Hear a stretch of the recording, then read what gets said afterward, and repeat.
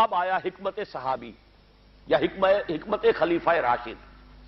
یہی معاملہ رہا حضور کی حیات طیبہ کے دوران، یہی حضرت ابوبکر رضی اللہ تعالیٰ عنہ کی خلافت کے دوران، یہی حضرت عمر کا بھی ابتدائی دور. لیکن دور خلافت عمر فاروق کے دوران یہ واقعہ آیا کہ حضرت عمر داخل ہوئے مسجد میں، دیکھا رات کے وقت ابھی کوئی باجماعت تراویح کا کوئی انتظام نہیں تھا. آپ نے دیکھا کچھ لوگ مسجد کے اس کونے میں کھڑے ہیں، ایک حافظ ہے، ساتھ تو حافظ نہیں ہوتے تھے نا، تو کوئی حافظ ادھر، انہوں نے 5 6 7 8 آدمیوں نے کسی حافظ سے گزارش کی، وہ انہیں قرآن سنا رہا ہے، وہ کھڑے سن رہے ہیں. کوئی دوسرے کونے میں ایک جمگھٹا ہے، کوئی تیسری طرف ہے، کہیں ہے، تولیوں کے اندر لوگ جو ہے وہ قیام اللیل کا حق ادا کر رہے ہیں. آپ نے فرمایا کیا ہی بہتر ہو کہ یہ سب جمع ہو جائیں ایک امام کے پیچھے، اور پھر یہ کہ اسے عشاء کے ساتھ متصل رکھ دیں، تاکہ جس کو کہتے ہیں عربی میں ما لا یترک کلہ لا یترک کلہ، اگر کوئی شے کل کی کل حاصل نہیں ہو سکتی تو کوئی شخص بھی مسلمان بالکل محروم نہ رہ جائے، کم سے کم یہ 20 رکعت تراویح تو پڑھے اور قرآن سن لے، تاکہ کسی نہ کسی درجے میں تو اس کا بھی حصہ ہو جائے اس کی برکات میں سے. یہ ہے حکمت حضرت عمر فاروق کے فیصلے کی. اور چونکہ حضور نے فرمایا علیکم بسنتی و سنت الخلفاء الراشدین المہدیین، تم پر لازم ہے کہ میری سنت کو اور میرے خلفاء راشدین کی سنت کو مضبوطی سے پکڑو.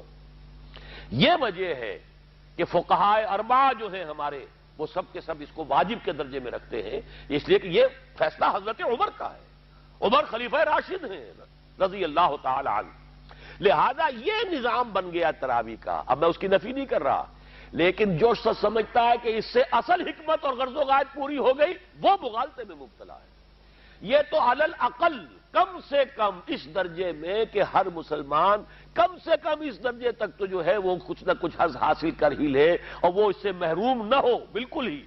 ما لا یدرک کلہ لا یترک کلہ، اس درجے میں حضرت عمر کا فیصلہ ہے، اور اسی کی وجہ سے ہمارے خلفاء، ہمارے جو ائمہ اربعہ انہوں نے قبول کیا ہے. اور یہی اس مسئلے کا حل ہو جائے گا. جو اہل حدیث حضرات اس کے اوپر جو ہے چیلنج بھی شائع کرتے ہیں، کوئی ثابت کر دے حضور سے 20 رکعتیں تو ہم اتنے لاکھ ہم بھی کہتے ہیں کہ حضور سے ثابت نہیں ہے. کون کہتا؟ دعویٰ ہی نہیں.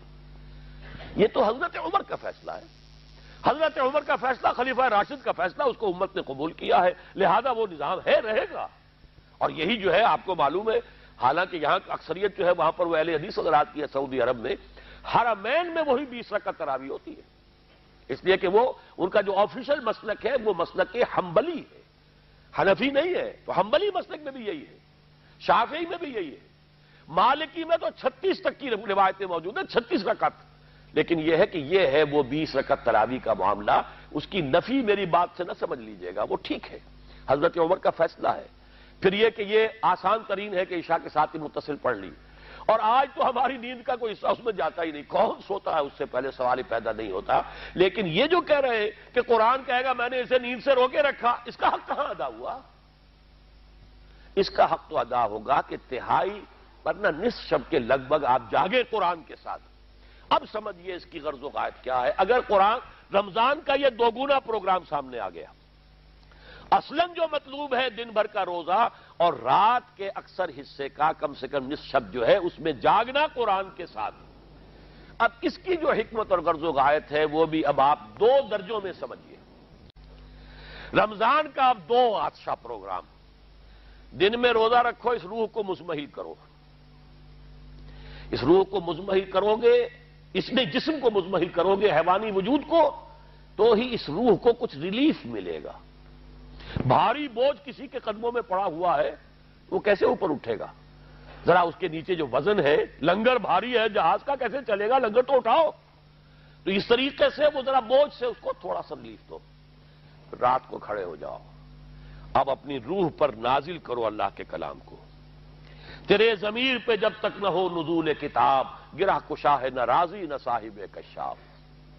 اب یہ پھوار پڑ رہی ہے تمہارے اوپر، تمہارے اندر اس کو جذب ہونا چاہیے. اس سے کیا ہوگا؟ روح کو تقویت حاصل ہوگی. اس کو مثال سے پہلے سمجھا دوں. کوئی شخص پیاس سے مر رہا تھا، اس درجہ پیاسا تھا کہ اس کے اوپر بے ہوشی بھی طاری ہو گئی. کوئی شخص آیا، اس نے پہلے اس کو پانی کے چھینٹے دیے، کچھ ہوش میں آیا. اب اسے پانی کا کوئی کٹورا لگا دیا اس کے منہ سے. پانی کے ایک گھونٹ کی جو لذت اسے اس وقت محسوس ہوگی، کیا کبھی زندگی میں کسی کو محسوس ہو سکتی؟ یہ پانی کتنی بڑی قیمت ہے، قیمتی شے ہے۔ یہ تو اسی سے پوچھئے جسے شخص پیاس لگی تھی اور پیاس کی وجہ سے بے ہوش ہو گیا تھا، اسے پانی کا ایک گھونٹ، جیسے کہ آپ تصور کر سکتے ہیں پیاس سے کوئی مر رہا ہو بادشاہ، وہ اپنی پوری سلطنت دے دے گا، مجھے ایک کٹورا پانی دے دو، بابا لو سلطنت دے، جان سے جا رہا ہوں میں تو۔ اس وقت پانی کی قدر و قیمت معلوم ہوگی۔ آپ کی روح بے ہوش، آپ نے روزہ رکھ کر اسے کچھ تھوڑا سا لیف دیا، چھینٹے ڈالے، اب رات کو آپ نے یہ آب حیات مام مبارکہ، دیکھیے مبارک کا لفظ دو ہی چیزوں کے ساتھ قرآن میں ہے، مام مبارکہ، بارش جو آسمان سے اترتی ہے یہ پانی مبارک ہے، برکت کہتے ہیں اسے ہیں جو کسی شے کی مخفی جو قوتیں ہیں انہیں اجاگر کر کے باہر لے آئے، یہ برکت ہے۔ زمین کے اندر روئیدگی ہے، بارش برسی، اندر سے نکل آیا۔ اسی طرح کتاب مبارک، یہ کتاب مبارک ہے، یہ کتاب مبارک ہے، یہ تمہارے اندر سے تمہاری سوئی ہوئی روح کو بیدار کر کے پھر اسے غذا دیتی ہے۔ اب جب وہ قرآن کو پڑھے گا یا اس کو قرآن اس کے اندر جائے گا، اسے معلوم ہوگا اس سے بڑی کوئی نعمت نہیں۔ یہ ہے شکر جو پیدا ہوگا اب اس کی گہرائی کے، اس کے دل کی گہرائیوں میں۔ شکر کے معنی کیا ہے؟ احسان کی قدر شناسی۔ شکر کو امام راغب نے 3 مرحلوں میں بیان کیا ہے۔ شکر بالقلب، پہلے تو آپ کو معلوم ہو جو نعمت کسی نے دی ہے کتنی بڑی ہے، یہ احساس نہیں ہے کسی بچے کے ہاتھ پہ آپ نے ہیرا رکھ دیا، اسے کیا پتا یہ ہیرا ہے یا یہ کوئی کانچ کا ٹکڑا ہے، وہ کیا کرے گا اس کی قدر؟ بلکہ ٹافی دیں گے تو وہ سمجھے گا کہ یہ زیادہ اچھی چیز دی ہے، مجھے اس پتھر کا میں نے کیا کرنا ہے، اس لیے اسے معلوم ہی نہیں کہ یہ ہیرا ہے۔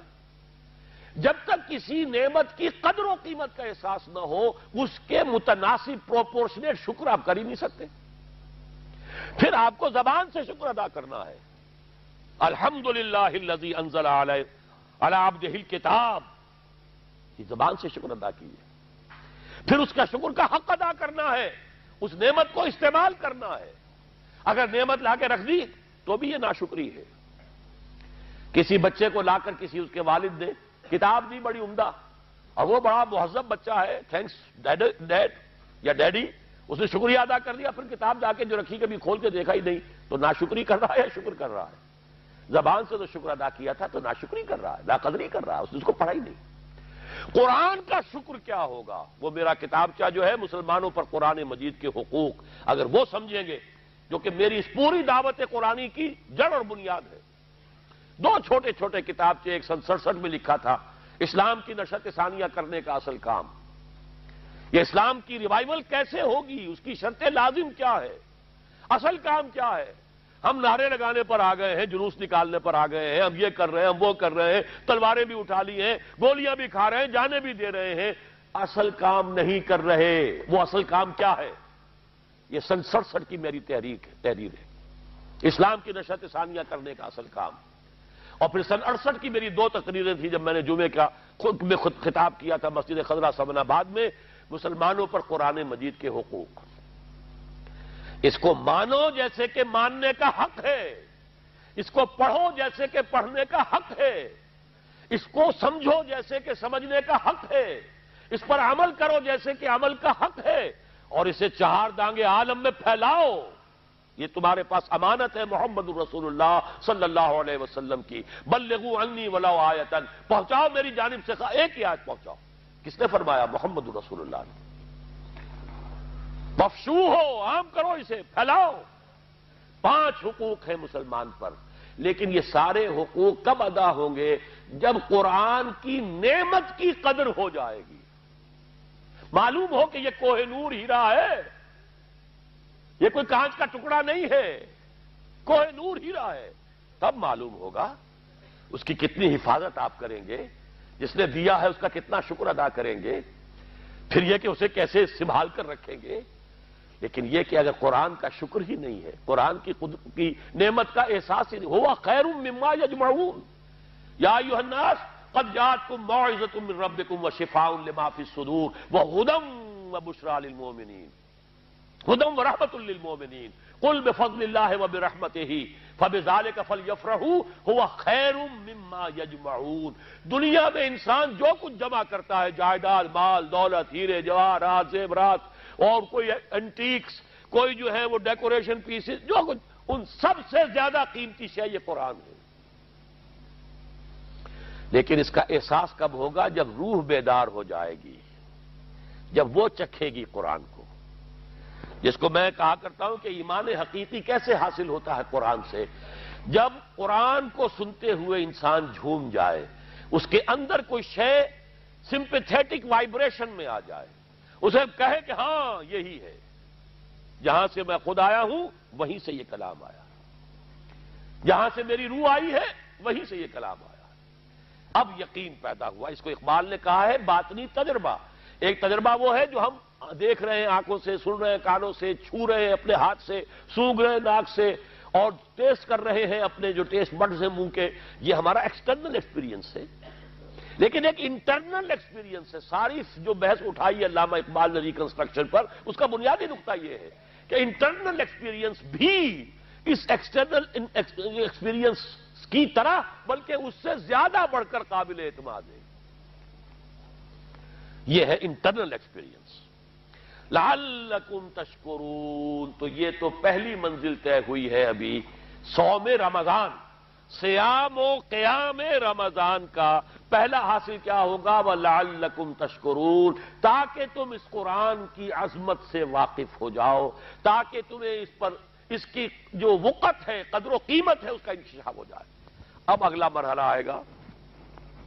اب یہ روح کچھ توانا ہو کر، کچھ ہوش میں آ کر کدھر اس کی توجہ ہوگی؟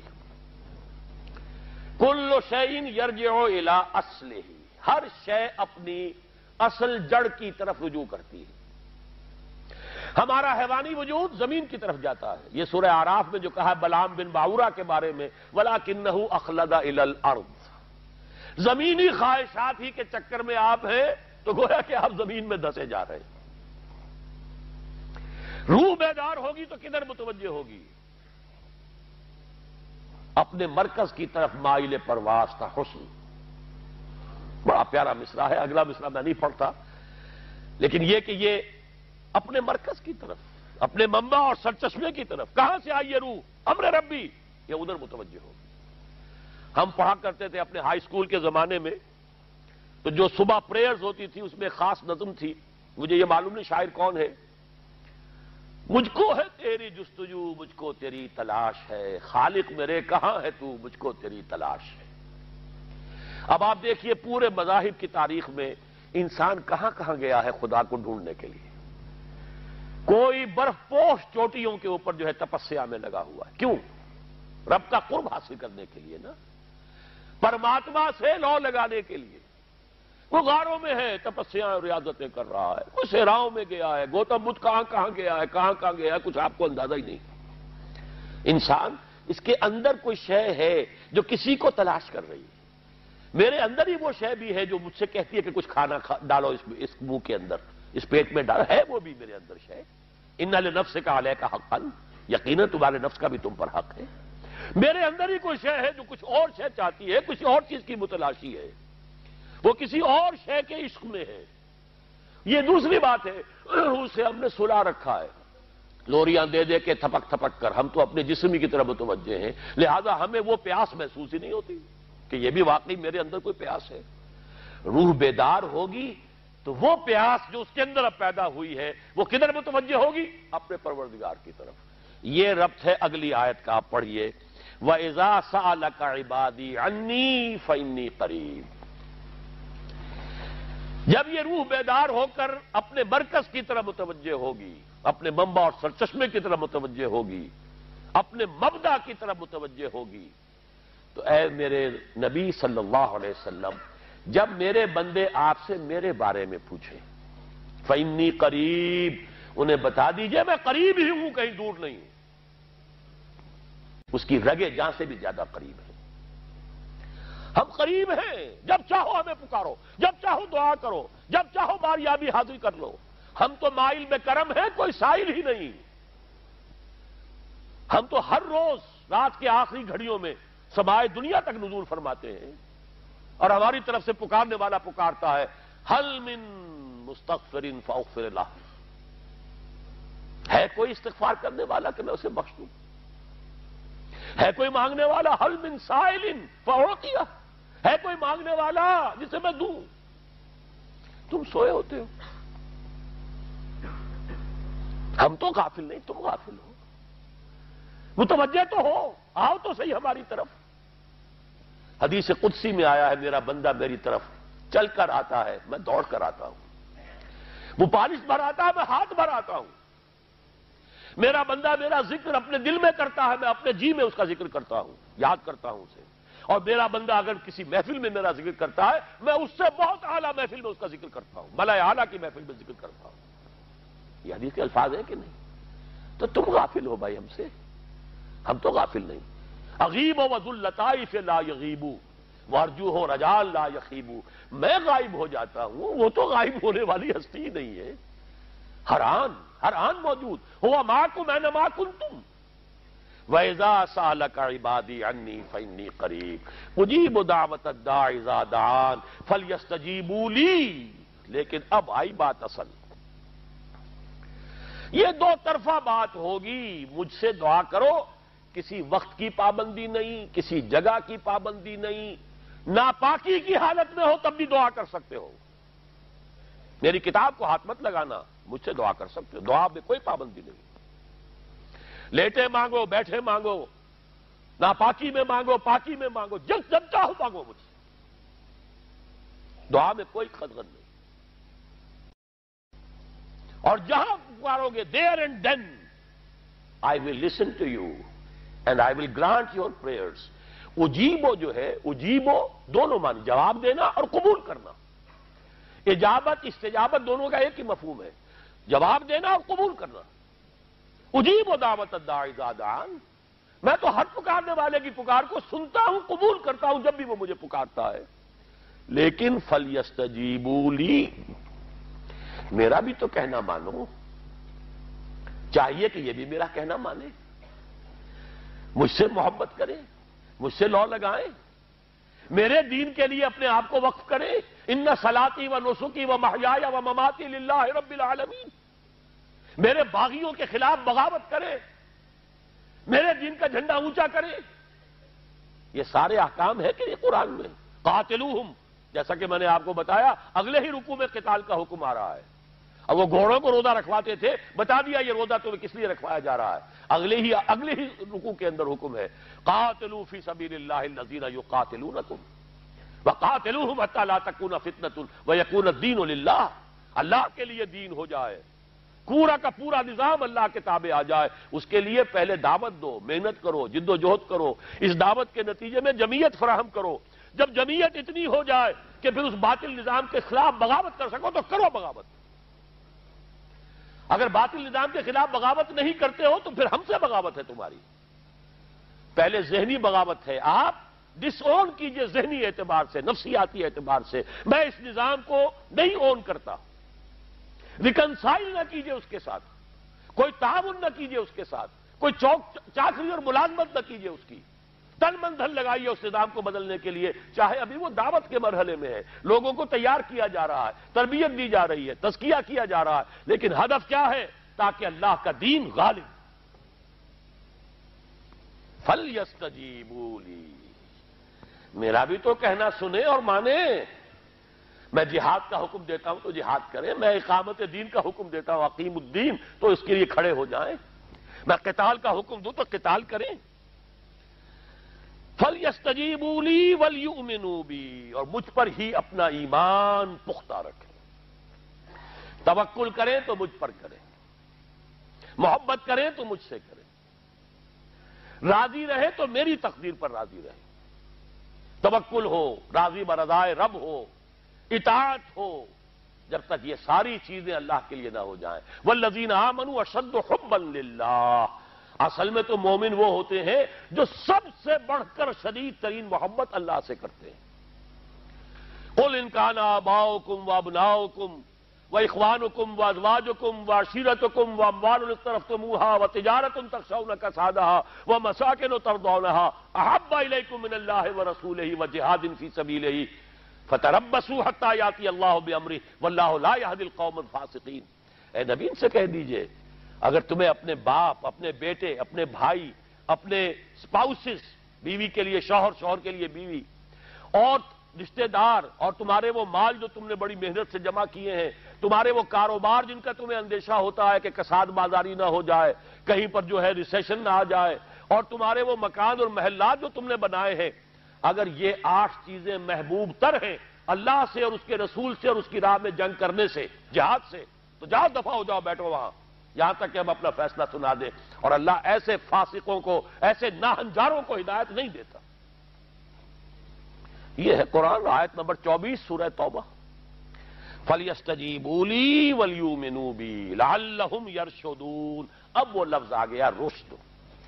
دیکھیے پہلے آیا تھا لَعَلَّكُمْ تَتَّقُونَ، روزہ، مجرد روزہ تقوی پیدا کر دے گا، ضبط نفس، اور ضبط نفس بھی وہ جو حکم خداوندی کا تابع ہے۔ یہ روزے کی ریاضت ہے، روزے کی ریاضت کا حاصل ہے۔ رمضان کے روزے کے ساتھ قیام اللیل کا دو گنا پروگرام، دن میں روزہ، رات کا قیام قرآن کے ساتھ۔ اس کا پہلا نتیجہ کیا ہے؟ لعلکم تشکرون، تاکہ قرآن کی عظمت منکشف ہو جائے، قرآن کی قدر و قیمت سے تم آگاہ ہو جاؤ، تمہیں معلوم ہو جائے کتنی بڑی دولت ہے جو اللہ نے دی ہے۔ اور آخری بات یہ، جب تمہاری روح بیدار ہو جائے گی، اپنے مالک کے ساتھ ہم کلام ہوگی، اسی کا نام دعا ہے۔ دعا ہے جس کے بارے میں حضور نے فرمایا الدعاء مخ العبادہ، یہ عبادت کا جوہر ہے۔ الدعاء هو العبادہ، دعا ہی تو اصل عبادت ہے۔ یہ دعا ہی تو ہمیں میسر نہیں ہے۔ 17 رکعتیں پڑھنی ہے ہم نے عشاء کی، لیکن اللہ کے ساتھ کوئی لوگ نہیں لگی، ادھر کی ادھر کی سوچیں آ رہی ہیں۔ 17 رکعتیں پڑھی ہوں یا 7 پڑھی ہوں، 10 پڑھی ہوں، آپ کو اجر ملے گا، لیکن آپ کو دعا کی نصیب نہیں ہوئی۔ دعا کب ہوتی ہے؟ بقول اقبال، یہ جو میرے اندر ہے فائنائٹ ایگو، انائے صغیر، انا میں، یہ چھوٹی سی انا ہے، اس انائے کبیر، اس انائے کبیر کے لیے سب سے بڑی جو مظہر آیت ہے قرآن مجید میں وہ سورہ طٰہٰ کی ہے، اننی انا اللہ لا الہ الا انا، میں ہوں وہ اللہ جس کے سوا کوئی الہ نہیں۔ اننی انا اللہ لا الہ الا انا، یہ ہے فاعبدنی واقم الصلاۃ لذکری، یہ انائے کبیر ہے، the infinite ego، اللہ، انا اللہ، the big انا، اور یہ چھوٹی سی انا ہے، انا میں۔ جب یہ انائے صغیر انائے کبیر کے روبرو آتی ہے، ہم کلام ہوتی ہے، یہ ہے دعا۔ اگر یہ جاگی ہی نہیں، بیدار ہوئی نہیں، ہم کلام ہوئی نہیں، تو وہ دعا تو حاصل نہیں ہوئی، مخ عبادت جو ہے، جوہر عبادت کا حاصل نہیں ہوا۔ ہاں ایک شکل ہے عبادت کی، مراسم عبودیت ہے، یہ اشکال ہے، رہ گئی رسم اذاں روح بلالی نہ رہی، فلسفہ رہ گیا تلقین غزالی نہ رہی، ایک شکل ہے، تم نے کر لی، اجر ملے گا، آخر وقت نکالا ہے، آپ اللہ کے سامنے کھڑے ہوئے، اجر سے محنت کا جو اجرت وہ دے گا، لازماً اس پر بھی دے گا، لیکن حقیقت صلاۃ کوئی اور شے ہے۔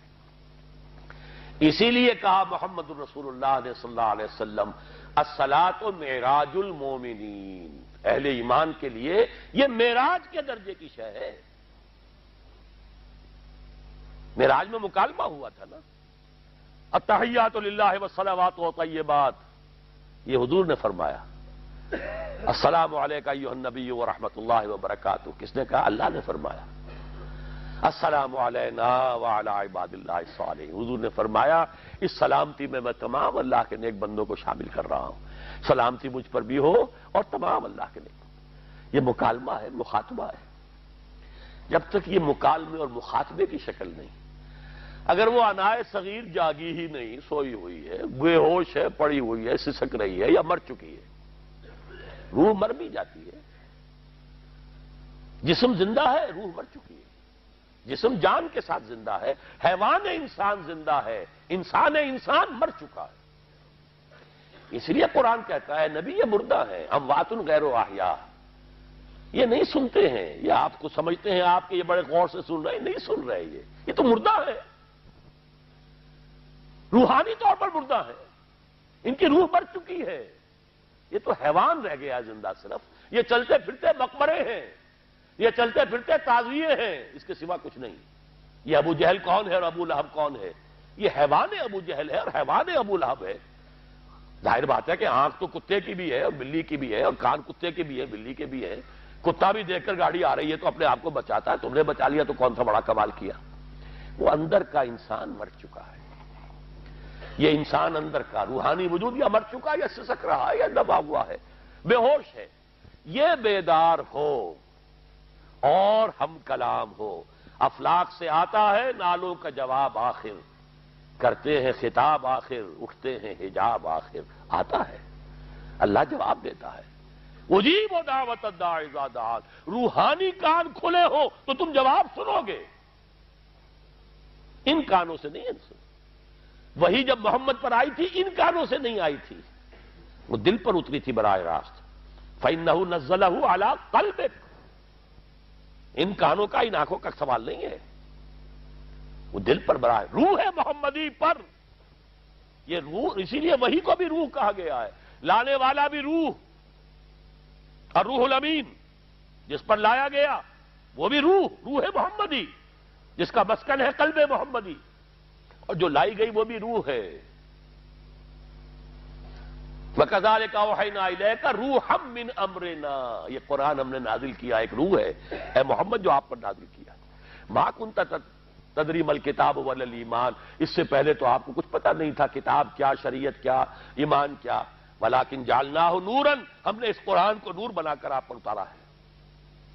یہ ہے، اس کے لیے ہے اصل رشد۔ اب آخری لفظ آیا رشد، یہ گویا کہ جو مختلف الفاظ ہیں قرآن میں، کامیاب، فائزون، اولئک هم الفائزون، ٹھیک ہے، فوز، کامیابی تک پہنچنے والا، اولئک هم المفلحون، یہ ایک اور لفظ ہے، لیکن راشدون یہ چوٹی کا لفظ ہے، اسی لیے صحابہ کے لیے آیا اولئک هم الراشدون سورہ الحجرات میں۔